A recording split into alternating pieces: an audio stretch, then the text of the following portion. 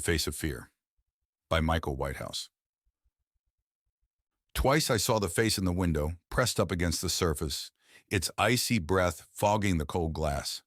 At first it appeared strange to me, the skin beneath its eyes drooping in ripples of flesh, exposing the red sensitive strata underneath. It was the winter of '83, and I had booked the cabin for 3 nights. Only 3. A break was needed, somewhere to relax, somewhere to recover. I'd had a heart attack 2 months earlier, a painful, excruciating experience which I would not wish on my worst enemy. Lying there sprawled across my kitchen floor, the sharp agony had siphoned through my veins, chest, arm, jaw. I lost consciousness only to find myself in a hospital bed days later. It was my daughter Jen who discovered me. Thank God for her. The cabin was to be a retreat, a place far removed from the stresses of my life, the fallout from a failed marriage, the pressures of a flagging career, and the ordeal of staring death in the face. Comfort had become a stranger. Fear, however, was now both my enemy and constant companion. Each beat of my heart was felt, the slightest change of rhythm or palpitation a nursery for terror. The knowledge that, at any time, the agony of death could be brought upon me by the very thing which gave life seemed perverted, an abomination of purpose. I now wandered through life like glass, afraid that the slightest exertion might shatter me. The doctors had done their part through surgery and medication. Now it was my turn to help my body heal as best it could. Only time would tell how successful such efforts had been. I was advised to relax, to undertake some limited physical therapy, and to avoid any anxiety or sudden shocks. But how does one avoid a shock or a nasty surprise? By its very definition, a shock is an unknown, unforeseen, unexpected event which lurks in the darkness of obscurity, out there mingled with the fog of yet to come. Around a corner, in the next room, a wrong turn taken, or an unwelcome phone call bearing bad news. I found the entire concept of avoiding the unanticipated to be a laughable one. And still, there I was, preparing for the quiet solitude of the countryside, following the advice of the experts and those men and women in sterile white coats. I had almost ignored their recommendations, remaining slumped at home, festering, counting the hours and beats of my heart as finite measures of my life. When still, the mind can unleash a terrible onslaught of memories. I thought of Susie, of the years spent together and now wasted. We had been happy once, but I had played my part in where we ended. She came to visit me in the hospital. Perhaps she too wished for reconciliation. But feeling the gulf between us, as she sat at my bedside, was worse than any physical heartache. We smiled and spoke the empty words of day-to-day which litter each and every hospital ward. As she left, she touched my hand for the briefest of moments, and yet I could tell that she no longer sheltered the spark she once had for me. She tried to be kind, but some things done and said can never be taken back. A fire of resentment which can never be extinguished. They say time heals all wounds, but some cuts are deeper than others. In those bleak days of loneliness, I had only the thought of my daughter to keep me from slipping into a dark depression. And yet she stayed with her mother most of the time. Perhaps I had been cold towards her too. I knew my failings as a husband, but I had never conceived that I had been anything but a loving father. And so I lived for those brief 2 days a week when I could see her. The in-between times were filled with fear of death and thoughts of worthlessness. Friends, family, doctors, they all urged me to go on a holiday, but I was afraid, scared of my heart giving up, frightened by the possibilities brought forth by an anxious mind preoccupied with the fragile body which housed it. If it hadn't been for Jai, I would never have gone. He visited me several times a week and encouraged me to be as upbeat as possible with his usual quips and jokes. He kept me going, in fact, and finally persuaded me that a few days away in the countryside would do me good. Still, I was terrified of being left alone, isolated, away from things and people. What if I had another attack? Perhaps the next one would be fatal, and even if I could be saved, I would be too far for help to reach me in time. I needed somewhere that I could relax away from the world, and yet not so far from the wonders of modern medicine.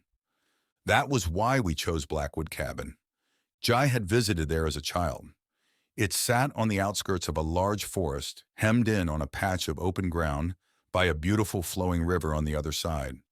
Despite its seeming detachment from the world, It was in fact only 6 miles from the nearest hospital, which stood near a small town on the boundary of that thick, darkened web of trees. This, and the insistence of Jai that he stay as well, left me contented enough in the knowledge that help would always be at hand. I could feel myself begin to relax as we left the city, and during the drive, we both talked and laughed, reminiscing about our days together at university. For the first time in months, I felt positive about the world, watching the motorway recede into the distance, relinquishing its concrete grip to the wild, untamed, and imposing grandeur of the great outdoors. Only once did I bring up the mention of Susie and our separation, but Jai quickly turned the conversation around to something more positive and fun, as he often did. I held out hope that the divorce would never be finalized, that she would come back to me, but hope too can be an exhausting predicament, so I attempted to filter Susie from my mind as best I could. The single-track road weaved its way through Blackwood Forest. We wriggled over 6 miles of twists and turns and serpentine slitherings before we finally reached the clearing. A large waterlogged patch of wild grass carpeted the area, so much so that we had to park the car a few of 100 feet from our destination for fear of getting stuck. In the center of the soaked, near marshland ground stood the rickety and aging shelter which we intended to call home for the following 3 days. The cabin was itself small, with one main room complete with cozy log burner and stove, and 2 cramped bedrooms at the back. It had been there for an age, that much was certain, and the darkened timber beams, which carried the heavy burden of time above, sagged and dipped as they lurched across the ceiling. The smell of moss and bark swathed the air, and the sound of the flowing river on the other side of the cabin bubbled and brewed, peaceful, serene, yet mysterious. The first day was uneventful, exactly what I needed, relaxing with a book in front of 3 large logs smoldering in the fire, and spending a little while sitting on the steps to the cabin, watching the river swell and swarm with the winter currents. It was then that I understood the naming of the place. Peering out across the bobbled grass to the tree line, the forest seemed picturesque yet impenetrable from distance, and the clearing where the cabin sat provided only a temporary pause to its encroachment before it once again continued to blanket the land on the other side of the river. The woodland was dark and black, yes, but full of life, of vibrancy, of things, deer, foxes, beetles, rabbits. But I would never have guessed at the horrors which lurk between its tightly woven evergreen branches. Many tourist traps survive on tales of ghosts and ghouls hidden somewhere nearby. Stories exaggerated by pub landlords or hotel managers, speaking of rooms where something ominous walks at the midnight hour. Visitors flock to such places hoping to spend the night in a haunted room, to glimpse something in the darkness which whispers the thought that life is more bizarre, more interesting than we could possibly imagine. Even that lonely and forgotten cabin seemed to have something of a myth attached to it. In a bookshelf, tucked away in the corner of one of the bedrooms, Jai found a warped old hardback. The papers were yellowed, and while it contained the publication date of 1967, I was certain that it had only ever seen one pressing, left in the cabin to titillate those staying there. The book was called The Beast of Blackwood Forest. Rifling through it, I found that the author had dedicated much of her life to the documentation of a local legend. I had myself heard the stories when I was younger, as I had once dated a girl who lived in a nearby town. All the kids talked about the Beast of Blackwood, a creature which everyone's uncle had seen while out hunting in the forest. Dark, hulking, monstrous. Of course, I always laughed at such things, and no concrete evidence for it had ever been found. But each winter there were rumors, whispers about something shambling through the woods at night. As the day gave way to twilight, I read through some of those pages while Jai stocked the stove and prepared supper. Although I discarded the legend as nonsense, I found the book quite compelling, and the eyewitness testimonies contained therein affected me enough to cause me to see something which wasn't there. Shadows moving outside under the cloak of dusk. I began to feel my heart once more, and decided that it was best to leave the terrors of the horror genre, fact and fiction, behind. My mind was still fraught with the strain of Susie leaving me and the fear of the slightest palpitation signaling another heart attack, so accounts of a terrifying creature preying on those in my immediate vicinity, no matter how preposterous, were not suitable for a fragile disposition. The clean country air, on the other hand, was doing me the world of good. After dinner, Jai surprised me with a bottle of my favorite whiskey, 16-year Lagavulin. I knew that the doctors would frown upon it, but the idea of swishing that warming liquid gold around my mouth and taking a deep gulp reminded me of something essential. It reminded me of being normal again, of being strong, of sitting in my family home with my wife and daughter, enjoying the finer side of life. A few drams would not be unwelcome. We talked and laughed about the past while playing cards and enjoying, again, reliving old adventures we had traveling together during our university summers with the old gang. I would have happily stayed there wrapped in the comfort of those memories for an eternity, and in many ways I wish I could have sunk further into that moment of relief from my recent worries. But that was not to be. Around 11 o'clock, the log burner was running low and we had all but run out of wood. Jai drunkenly picked up a torch and decided that he would go and quickly gather some more so that we could keep the good times flowing. I didn't protest, I was happy. I was content to allow that night to continue. He was a good friend and insisted that I not raise a finger out there in the cold darkness. He always was braver than me, and I'd be lying if I said that the outlandish thought of something lurking in the woods hadn't left its mark. I watched from the window for a moment as the beam from his torch bounced along the uneven, now frozen, grass. The light dropped to the ground for a second, and I heard the drunken, merry laughter of my friend echoing out as he picked himself back up before continuing towards the tree line. Smiling, I returned to my book of choice, flicking through a few pages of an Ellery Queen detective novel, less dangerous than the previous read. After about 15 minutes, I realized how truly silent the cabin was. No noise, no wind, no sounds of life or the living, and for the first time I sensed something sinister resting in the stillness. Suddenly, Jai burst into the cabin and collapsed on the floor, panting. He turned to the door and kicked it shut with his heels frantically, his eyes wide, panicked, disbelieving. Scrambling back to his feet, he turned a small table on its end and wedged it against the skin of the aging wood under the handle. "Help me, for Christ's sake," he whispered anxiously.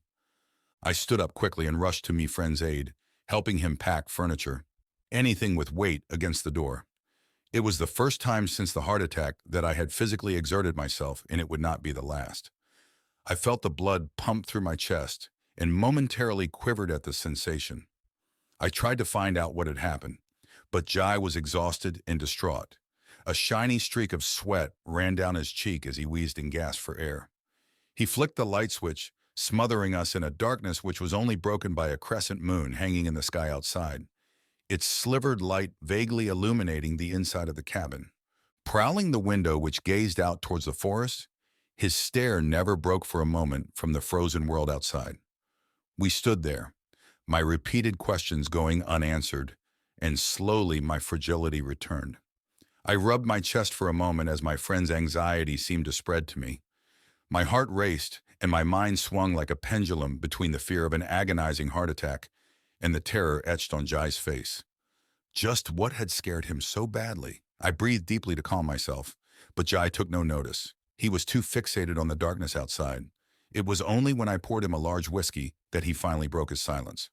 I've never been frightened of words, but my friend certainly shook me. "There's something out there." I did not reply immediately, but when I did, I could only think to ask, "Something?" What could he have meant by such an indefinite term? There were no bears in that part of the country, no large predators at all, but it did indeed seem that Jai had seen something big in the woods. He had been gathering wood for the stove around the tree line of the forest, and as he described standing there listening to a short flurry of rain tap the canopy above him, I could see the fear grip his insides, as it did mine. My heart began to pound harder as Jai stuttered over the words. "I saw it moving between the trees, straight for me. I didn't look back, but I'm telling you, it wasn't human." I knew my friend was convinced by what he said, but while I dismissed the notion of an unknown creature stalking the woods outside, and perhaps in the attempt, hid the descriptions from the yellowed pages of that book which had etched into my mind, I very much did entertain the idea that there was someone out there, someone dangerous, mad, or perhaps both. My pulse continued to race, and I could feel my heart beating wildly at the thought of a shadowy figure prowling around outside, watching us, waiting. After finally composing himself, Jai asked if I was okay, his fear now turning to concern for his friend. But I myself was transfixed on one course of action: escape. I rushed over to the cabin's phone, but on picking up the receiver, I was greeted by an icy silence. The line was dead, and what that still, lifeless receiver said about the unseen threat I was sure we now faced was enough to thrust dread into my very soul. I stood there for a moment, desperately trying to formulate a course of action. That serene, peaceful place in the daytime now felt imposing and absent of mercy. I just wanted to go home. Jai motioned for me, and then pointed with shaking hand at the darkness outside. It was then that he let out a suffocated whisper. "It's there." Looking out into the moonlit night, I saw nothing at first, but as my eyes adjusted to the darkened landscape outside, I finally saw it. Deep down, I had hoped that Jai had simply drunk too much and spooked himself while out there, but now any dream of a simple and harmless explanation was extinguished. Someone was standing amongst the trees, just standing and looking, bathed in darkness. It was difficult to make out any detail. All I could see was an outline, the outline of a stooped and hunched figure, its arm wrapped around a tree as if steadying itself. I could not be sure, but it felt as though its stare was firmly transfixed on our cabin. Our rickety shelter for the night, which had no doubt seen many winters there before, and perhaps even encountered whoever or whatever was looking at us from across the sodden stretch of icy marsh which surrounded us. Who, who is that?" I stammered. "Keep your voice down," Jai snapped in return. And so we whispered and spoke of the hunched figure standing only a few hundred feet from us. "It's not a man," Jai kept saying, but I continued in my attempts to dissuade him from that conclusion. "I saw it through the trees. It moved. It moved in a weird way, limping, like it was off balance or deformed or something, but it moved fast. I've no idea how I made it back. Maybe it won't leave the trees." His eyes widened, and it was clear that a revelation had sprung forth from his mind. He turned suddenly, walking across the room to a table where I had left those yellowed pages which spoke of a strange creature living in the woods. Jai thumbed through it, shielding the light from his torch as best he could with his hand.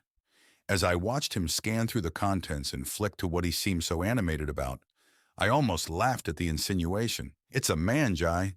Just someone messing with us," but he was convinced otherwise. "Look at this," he said, following the text with his finger as he read. "Accounts have varied over the centuries, but a central element to the myth states that the beast of Blackwood only wanders from the forest late at night. It has been suggested that the creature uses the thick canopy as protection during daylight hours. Locals claim that it is entirely nocturnal. There's no such thing as the beast." I could feel my pulse thicken as my blood pressure increased at the idea, so much so that I had to sit for a moment to allow my heart to recover its normal beat. "Are you okay?" "I'll be fine. Let's just wait until it gets light and we can leave." "Are you crazy? You didn't see that thing up close. It's huge and quick. If it wants to get in here, it will. So there's a weirdo in the woods. He can't wait us out all night anyway. He's probably just a hunter or someone camping in the forest. He'll be harmless." I listened to the words exit my mouth. Even I didn't believe them. There was something about the place, a silence, deathly, icy, a sickly sense of dread hanging in the air, hidden between the bark and the moss. Jai turned to look outside to the grassland, which etched towards our car, sleeping in the night chill between us in the brooding forest. "We need to leave, or you can stay here, and I'll get the police. Either way, I'm going." He turned to look at me sternly. "Which would you prefer?" I might not have been convinced that it had been an unknown creature that had stalked him through the woods, but by God, I didn't want to stay in that cabin alone. I threw my stuff in a bag, as Jai did the same, each of us grabbing a knife from the kitchen for protection, and there we stood, looking at the door, a pile of furniture wedged behind it.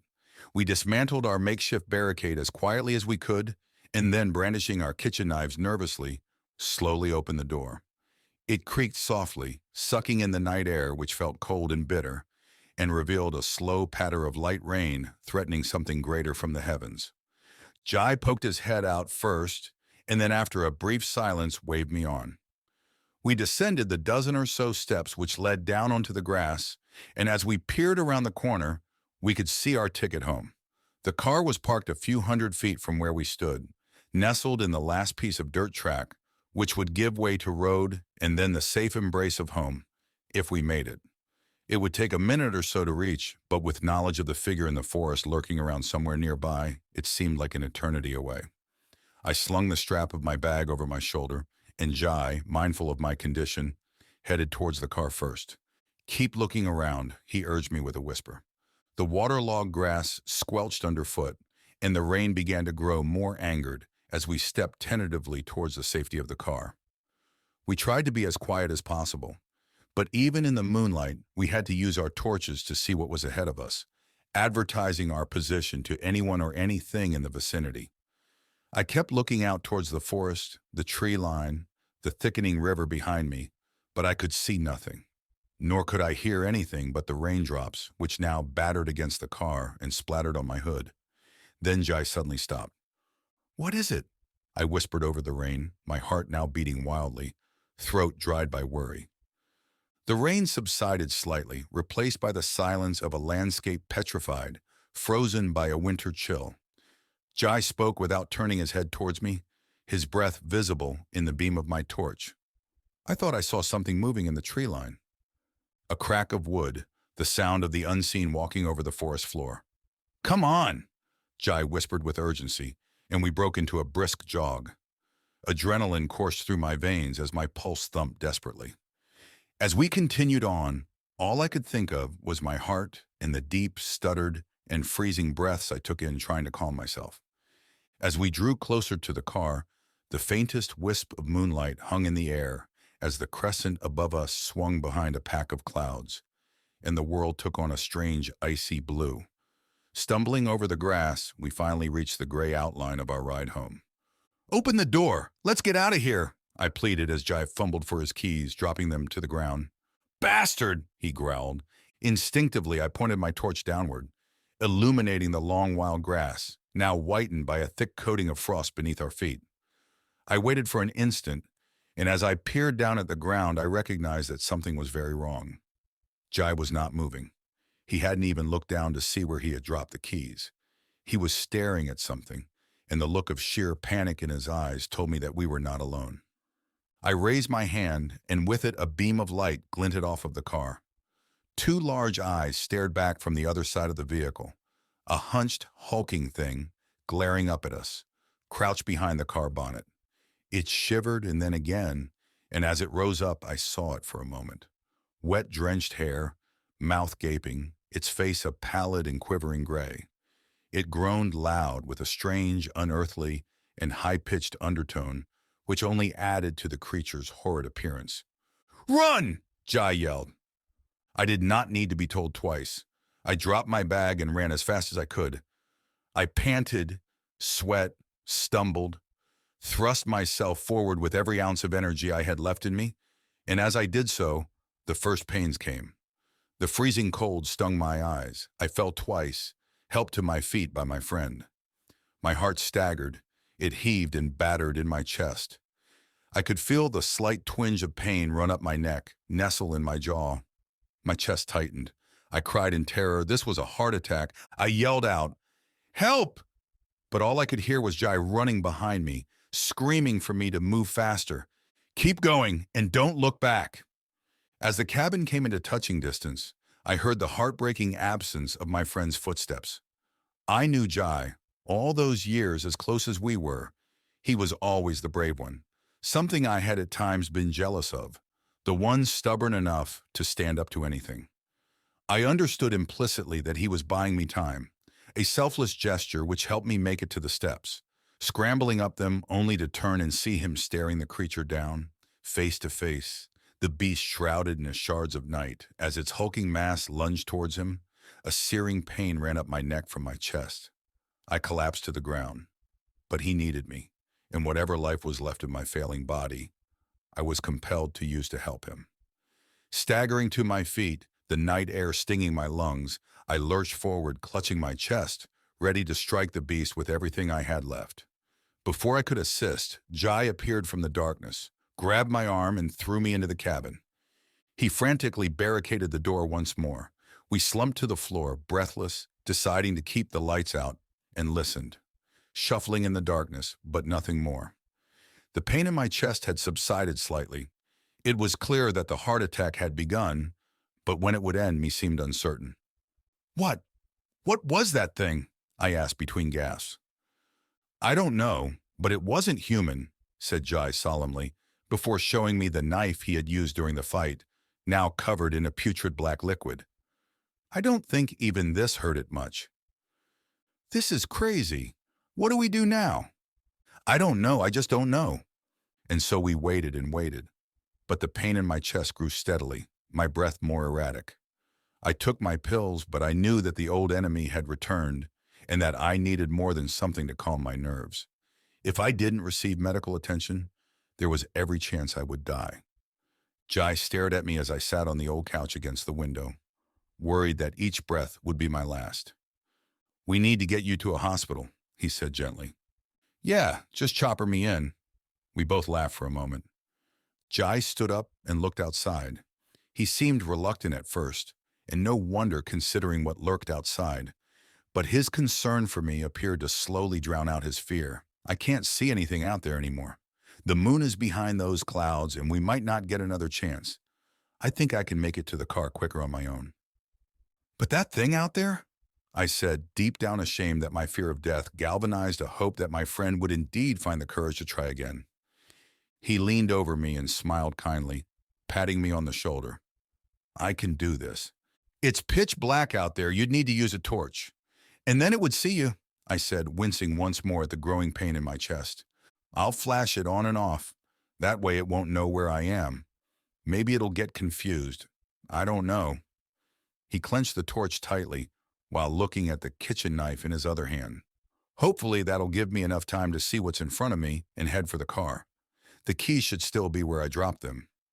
Jai, please wait until morning, I asked, but as my friend looked at me clutching my chest, I knew he had already made up his mind, and part of me was glad for the hope his bravery provided. Barricade the door as soon as I'm out. Okay, I said, trying to hold back tears both of pain and worry for my friend's life. He gave me a hug, and then he was gone. I closed the door and bolstered it once more with anything I could find, before pulling myself back up onto the couch and looking outside. At first I could see nothing but the black stillness of the forest. Then a blast of light, then another, and another as Jai's torch sporadically burst into life. Each flash illuminated the landscape around him like a ghostly photograph, documenting his progress towards the car. I could see what he was doing, and I smiled to myself for a moment, once more impressed by his ingenuity. He wasn't moving in a straight line, but zigzagging so that his path could not be anticipated. Another flash, and another. Each time, no sign of the creature and one more precious movement closer to the car. Grass, tree, an anonymous wilderness of darkness. Another flash, another patch of grass. He was so close. Then the intermittent light became erratic, moving one way, then another. Backwards, left, right. Was he lost? Was he unsure which direction the car was in? A more horrific thought then entered my mind. Was he being chased? A flash of light, nothing. Then another. Nothing again. Finally the light beamed. He'd made it to the car. The light was quickly extinguished, followed by the sound of a door opening. One last flash of the torch. The isolated outline of a hunched figure standing behind my friend. A blood-curdling scream, then nothing. Jai was gone, the beast had got him, and I was alone. Grief now mingled with fear, feeding the pains in my chest and arm. My friend was most probably dead, and I was certain that I would soon follow him. I fell to my knees, sure that this was it, the end. Agony ran up my chest once more. There I knelt in the darkness, alone, resigned to my death. But as my heart slowed, my thoughts became clear. They turned to my daughter. Whether a good dad or not, I would be damned if I was going to leave her fatherless. And what of Susie? I still loved her, And perhaps in those sweet memories of better times between us, I could fix things, bring us back together as a family. She could learn to love me again. I would set things right. My heart still beat, and as long as it did, there was time left yet for hope, for escape, for life. But time to do what? The phone was dead, and all I could wait for was daylight. Yet that was at least 3 hours away, and I severely doubted that I would last that long. Never mind that I was unsure that the old cabin door could survive an attack from whatever that hulking creature was which lurked outside. I peered out through the window, the rain lashing down once more, obscuring an already ill-defined exterior world. And still, I was certain I could see something limping around in the darkness. As glints of moonlight pierced through the charcoal clouds above, I was sure that the attacker was out there somewhere, pacing, circling, waiting. But what was it? Was it a man, or a thing yet to be discovered by science? I did not know where to turn, but all I could think of was getting home to my family. The hopeful, warm embrace of Susie and my daughter was enough to fuel my search for a way out. My only refuge was the book, that volume which I had mocked so readily before. I had to now consider the possibility that my dear friend and I had both come into contact with the beast of Blackwood. At the start of the day, that idea would have seemed ridiculous, but fear opens the mind quickly to any avenue of escape. I sat at the table and used the light from my torch to illuminate the pages, still shielding it from the outside. What I read intrigued me. The creature had been described since the 1700s, and there was even the suggestion that it had been seen before that, as there were references to the gray man of Blackwood Forest in fragmented accounts from centuries earlier. There didn't seem to be much in the way of 20th century sightings. In fact, the last person to come forward officially had been in 1952, claiming to have encountered a stooped, gray-faced figure with a contorted arched back, disappearing between the trees on the other side of the forest. The original myths did not say much about its origins, but it certainly spoke of its motivations. The creature was drawn or attracted by greed. Children would be told to share and be kind. Otherwise, the beast of Blackwood would appear from the forest and snatch them away at night. I could not look in the mirror and say that I was never guilty of greed, of selfishness, or of a number of other petty human frailties. But to be punished in this way seemed cruel, a dying prisoner trapped in the cabin of Blackwood Forest. Returning to the book, the only supposed protection against the creature was light, or being a person without selfish frailty. In centuries gone by, villagers in the local area would line the paths through the forest with burning torches when the beast had been sighted, to ward it away from unwary travelers. Thud, thud, thud. Each thump sent waves of terror through my body. It was not my heart, but someone at the door. Thud, thud, thud. I hoped beyond hope that my friend had once again managed to evade the creature's grasp. Brandishing a kitchen knife, I hobbled to the door and plucked up the courage to shout, "Jai, is that you?" I prayed that it was, but the answer I was given was not the voice of one of my oldest friends, nor was it even that of a man, but the shrill cry of something utterly inhuman. A sound which spoke of time and age and of moss and dank forest. A childlike shriek of unspeakable purpose. The door shook violently as I piled more chairs, pots, anything I could find behind the wooden barrier. The pounding was loud and angered, and the cries continued. I clutched my ears in despair. Then I remembered the light, the torches of old warding the beast away. I flicked the switch and the porch light came on outside. Another cry echoed out across the empty landscape, and at that the thudding stopped. I quickly turned all the lights on in the house, now realizing the creature's weakness. I wasn't sure if I would last, but if I could just make it till dawn, maybe the sun would save me. Then I heard it, the sound of something moving, shuffling, climbing. I stood paralyzed at the realization it came from my bedroom. The beast had gotten in, attracted no doubt by any greed and selfishness I had harbored throughout my life. Slowly, the door from the bedroom creaked open. My heart pounded, and again my thoughts turned to my family, to my daughter's laugh, and the comforting caress of my wife. They fueled me, drove me to a strength I did not know I had. I launched in terror across the room, battering against the door. Even with all of my momentum, the creature's hand managed to slip through the gap, its bobbled gray skin and black matted hair soaked by the rain. I swung with the knife only to miss its arm. The beast seemed to hesitate for a moment, and as it did, I shoved my hand through the gap in the door and flicked on the light in the room. A howl of pain, and then nothing. I gasped for air and rested against the door for a time before I finally plucked up the courage to look inside. A window lay wide open, but the room was empty. I closed the window and staggered back into the main room. My heart raced, and while I fought to stay on my feet, a sweeping pain arched up through my back and needled into my chest, knocking the wind out of me. I felt like I was going to pass out and stumbled forward, landing on the couch. I breathed slow and deep. Not yet, please God, not yet.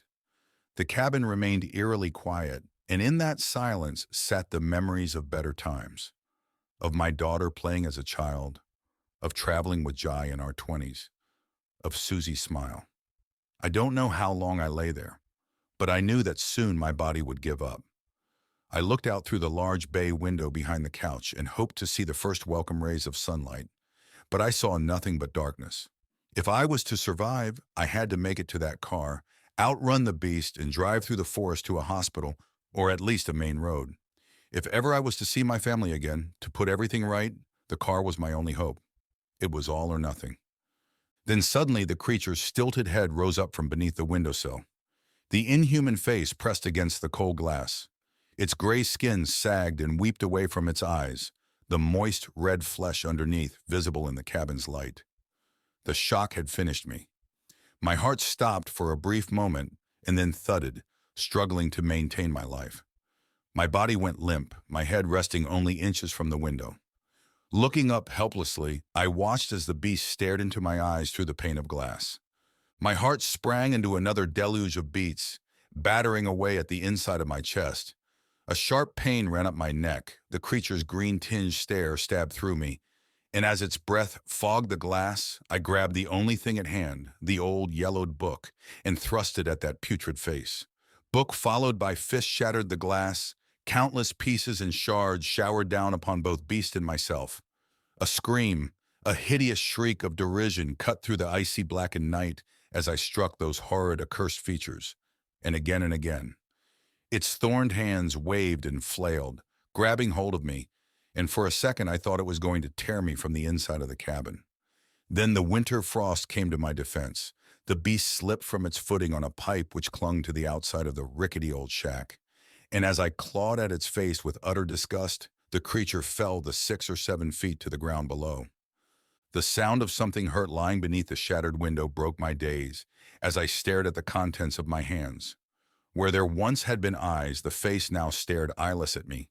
Where there once had been a mouth, the creature gaped wide, lifeless, jawless, and utterly without agency. For in my fading grip lay the torn and crumpled remains of a mask.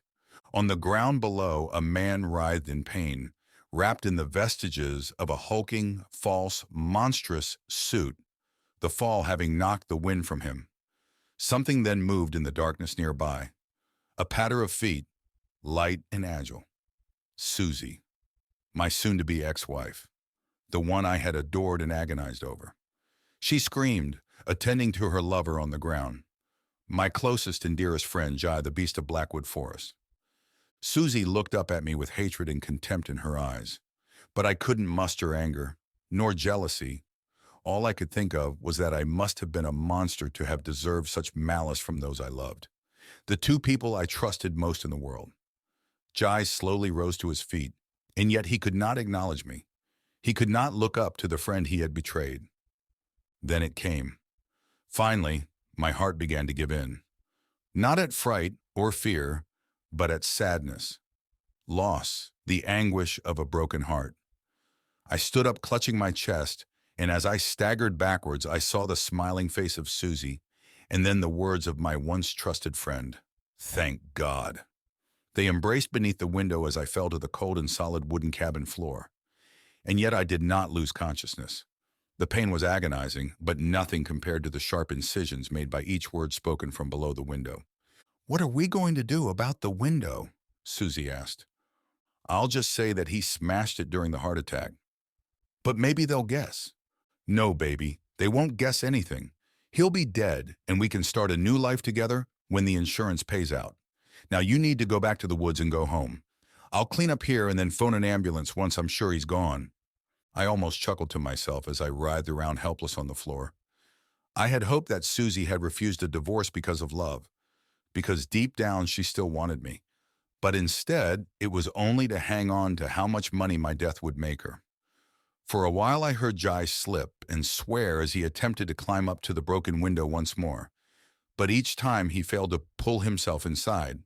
He then changed tactic and tried to push at the door. But again, I had barricaded it effectively, and obviously he didn't want to force it and leave further evidence of foul play. It was then that he started shouting in anger, even cursing my name of all things. It was only a matter of time before he got in, cleaned the place up, and told the police how sorry he was that his dear old friend's heart just gave up. My last thoughts were of my daughter, of never having the chance to fix my mistakes as a father. I finally passed out, and yet my assumed death was not to be. I woke to find myself in the white glow of a hospital room, my hand held tightly by my daughter who slept in a chair next to my bed. The doctor who attended to me said that I had suffered another heart attack, but one which was not as severe as the last, and that, while I was to take it easy, with some therapy, I would recover. The police were keen to speak with me. I gave them my account of what had occurred, and they in turn told me of all they knew. My unconscious body had been discovered next to a main road just outside of Blackwood Forest on the outskirts of the nearest town. The cabin was thoroughly searched and was found in the same condition as I had left it, the window smashed and the front door locked and barricaded from the inside. There was no trace of Jai or my wife. They simply could not be found. The only evidence that they had ever been there were their footprints in the mud around the cabin, accompanied by a third much larger set, which led back deep into Blackwood Forest. The end.